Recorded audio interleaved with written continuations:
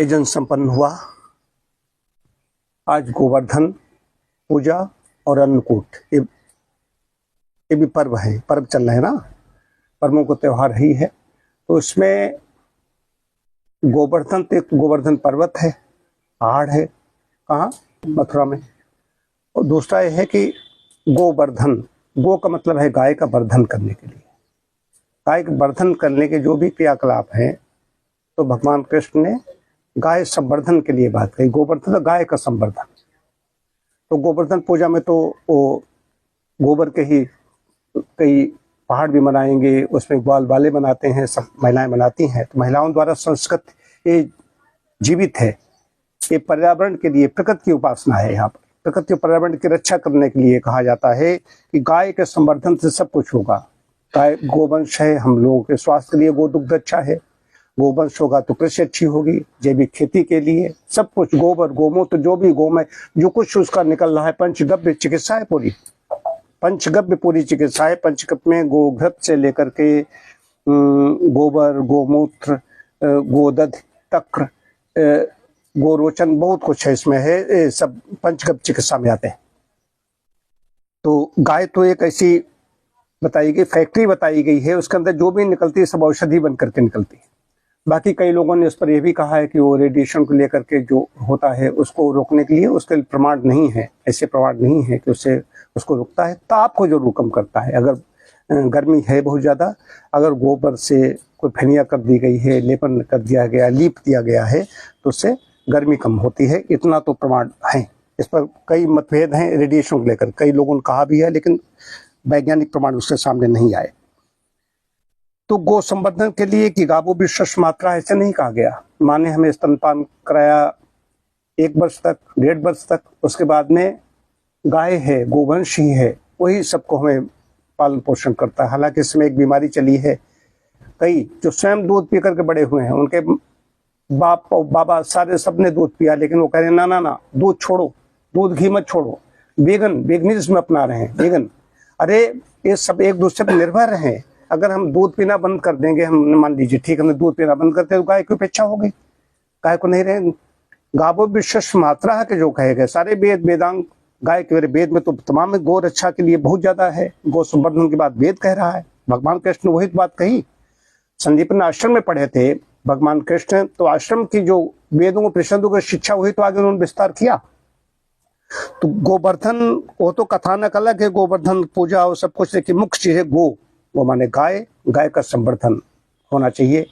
ये है कैसे संवर्धन हो, हम सबकी जिम्मेदारी बनती है। हम दूध पीते हैं तब भी संवर्धन हो रहा है, गाय का दूध पी रहे हैं तो गाय का संवर्धन हो रहा है। एक दूसरी गो माने इंद्रियां, इंद्रियां होती हैं, इंद्रियों को हमें क्या करना है, परमात्मा में लगाना है, भगवान में लगाना है। जो हमारी इंद्रियां हैं, जैसे हम लोग अभी यज्ञ कर चुके हैं, तो गो माने इंद्रियां, इंद्रियों का संवर्धन कैसे होगा, परमात्मा में लगाओगे।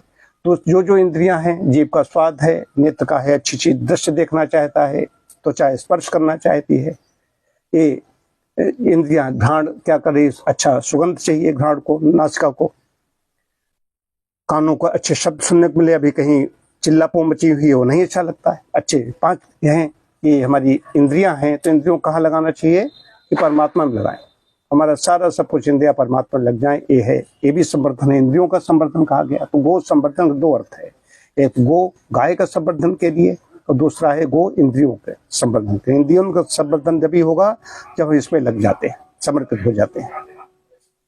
अन्नकूट जो है, अन्नकूट में है कि आज ये जितने भी ये पर्व हैं, पर्व में क्या होता है कि हम सब लोगों के अंदर एकता, सामाजिक एकता, सद्भाव, ये सब चीजें हों। तो उसमें जो हमारे सब एक रीत नीति के हैं, आपस में बैठ करके कुछ ऐसा बनाया जाए सात्विक, जिसमें लहसुन प्याज जैसी चीजें हों, सात्विक भोजन तैयार किया जाए, तो एक साथ बैठकर इसको ग्रहण करें।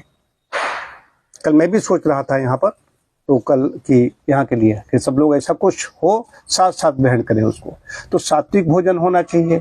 उसमें नियम यह है कि 4 अगर रसोई घर में हैं, 4 भाई हैं, भाइयों में बंटवारा भी हो चुका है, आपस में रहते, तो एक रसोई में भोजन तैयार हो, अन्नकूट एक रसोई में तैयार हो। आज सारे भाई और जो भी है परिवार है पूरा एक साथ में बैठ करके भोजन करेगा, ये इसका अन्नकूट का ही है।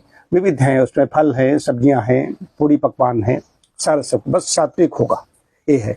तो पहले प्रसाद भगवान को, मंत्र पढ़ते ही ओम अन्नपते अन्नस्नो देहनमी सुषुप्णा प्रपिताता निमतारि सूर्जनो देहितुपते चतुष्पदे। मंत्र पढ़ने के बाद उसको सब लोग बैठ करके आनंदित हो। तो आपस में संघीय शक्ति, परिवार संगठित होना चाहिए। परिवार में विघटन हो रहा है, वो उधर तुनकी बैठी हुई है, सही को सही जो स्वीकार नहीं कर रहा है, सही को जो सही स्वीकार नहीं करता है, जो सही बात पर भी नाराज हो, समझे तो रिश्ता नहीं है, उसको त्याग दो बिल्कुल, कि ऐसा रिश्ता ठीक नहीं। जो सत्य को स्वीकार न करे, सही बात पर भी मनाओ उनको, कहीं सही बात लेके मना रहे हैं, पीछे पीछे घूम रहे हैं, क्या मतलब है ऐसा। तो उनको तुनके रहने दो, लेकिन नियम यही कि भैया आओ रहीमन फिर पोहिए टूटे मुक्ताहार। तो कहा गया टूटा अगर मुक्ताहार है, हार अगर टूट गया है तो फिर पोहिए, पोहने की बात कही, उसको बना लो, समझदारी इसी में होती। तो ये है गोवर्धन और अन्नकूट का मतलब। आज ये व्रत है, तो जो अपने घरों में अपने कोई भाई असंतुष्ट है, भतीजा असंतुष्ट है और पास में रह रहे हैं, मुंह फुलाए घूम रहे हैं, दीपावली निकल गई तब भी नहीं बोले, तो उनको भैया आज अन्नकूट है, आज हम आए हैं, छोटा है हो जाए, बड़ा आप चलो हमारे साथ, हम लोग साथ साथ ग्रहण करेंगे। वो आएंगे, गदगद हो जाएंगे इतने में ही। जब छोटा जाएगा, छोटे को ही थोड़ा झुकना पड़ता है, ये भी है। अब बड़े हैं, हमने सही भी है, तो अब हम कैसे झुके।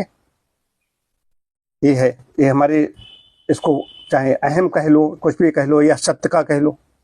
सच्चा व्यक्ति झूठे लोगों के सामने झुक रहा जाकर, तो झूठ और पुष्ट होगा, तो वहां पर नहीं। हम सही अपनी जगह पर है, बस कह सकते हैं, लेकिन अब गलती नहीं स्वीकार करेंगे। गलती कैसे स्वीकार करें, गलती भी उसने की, गलती भी हम स्वीकार करें, ये सब चीजें हैं। तो ये गोवर्धन तो होने चाहिए। अन्नकूट में आपस में सब लोग संगठित होकर के रहते हैं, ये बड़े अच्छे त्योहार हैं, तो इसके बारे में आज आपको बताना था।